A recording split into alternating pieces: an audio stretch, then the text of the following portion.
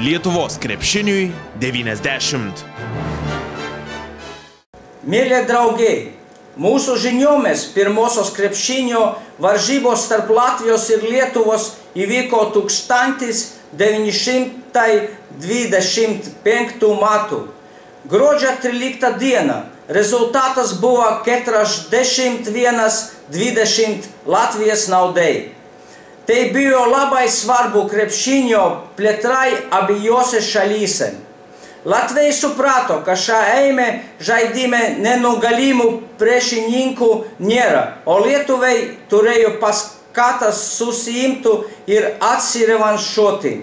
Nuo tų laikų sužaista tūkstančiai rungtynių tarp vyrų ir moterų, jaunimo ir veteranų komandų. Statistika nesuskaičiuojama, bet aš įsitikinęs, kad nauda abi pusė.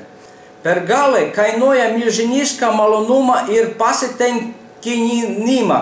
Pralaimėjimai skatina dirbti daugiau ir sunkiau. Stiprina konkurenciją tarptautinėje arenoje. Pastarųjų metų Lietuvos krepšinio sėkmė lemia mūsų pagarbą, pripažinimą ir norą nugalėti jūs. Todėl žadame daryti viską, kad jūs neužnustumėt ant sėkmės laurų. Sveikiname mūsų kolegas Lietuvos žaidėjus ir žaidėjas, trenerus ir teisėjus, krepšinio rėmėjus ir fanus, Lietuvos krepšinio 90 metų valio. Lietuvos krepšiniui 90.